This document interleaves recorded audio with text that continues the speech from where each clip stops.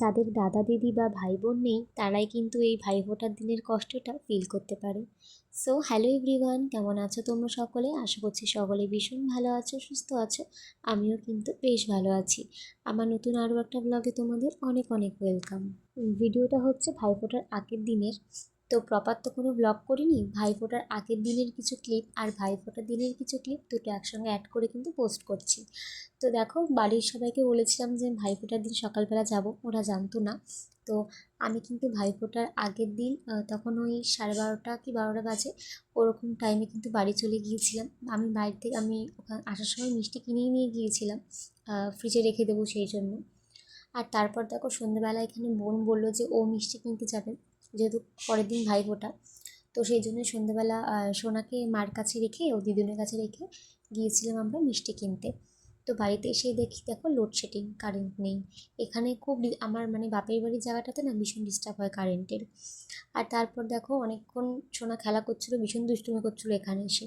ওকে দেখো ঘুম পাড়িয়ে দিলাম। আর তারপর আমাদের পাড়াতে হচ্ছে কালী পুজো, তখনও ঠাকুর বিসর্জন দেওয়া হয়নি, সেই জন্য গিয়েছিলাম একটু ঠাকুর দেখতে। আর এই যে ভিডিও ক্লিপটা দেখছো এটা কিন্তু ভাইফোঁটার দিনকার।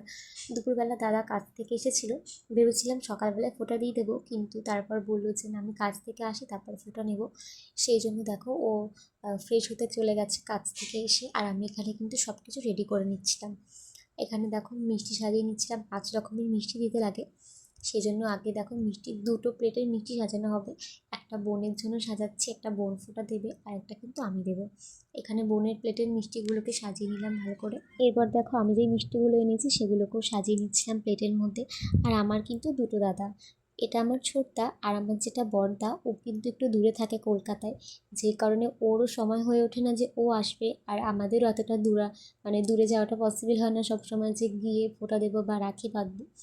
আর আমি ছোট্টবেলা থেকে কিন্তু আমার মানে ছোটদা ও যেহেতু বাড়িতেই থাকে, ওকে কিন্তু কোনো সময় ফোঁটা দেওয়া বা রাখি পরানো আমি কোনো বছর বাদ দিই না।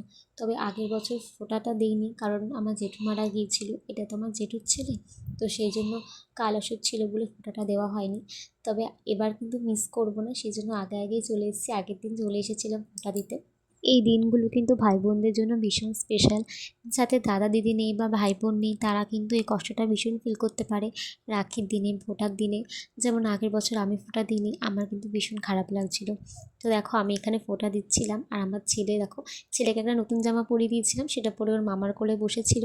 আর আমার দাদা যে জামাটা পরে আছে সেই টি শার্টটাও কিন্তু আমি দিয়েছি, খুব সুন্দর লাগছিল পরেছিল। এখানে আমি ফোঁটা দেওয়ার পর এরপর আমার বোন ফোঁটা দিচ্ছিল। বোনের ভিডিও ক্লিপটা না আমি ঠিকঠাক করে করতে পারিনি। আমি এক হাতে শঙ্খ বাজাচ্ছিলাম আর এক হাতে ফোন ছিল, একদম ঠিকঠাক ক্লিপ করতে পারিনি। আর দেখো তারপর কিন্তু অনেক খাওয়া দাওয়া হয়েছিল, সবটা ভিডিও করতে পারিনি কারণ ব্লগ করবো বলে কোনো ইন্টেনশন ছিল না। একটু মনে হলো যে একটু তোমাদের সাথে শেয়ার করি, তাই শেয়ার করলাম। আজকের ভিডিওটা এটুকুই। ভিডিওটা কেমন লাগলো অবশ্যই কমেন্ট করে জানিও। দেখা হবে নতুন একটা ভিডিওতে। ভালো থেকো সবাই, টাটা।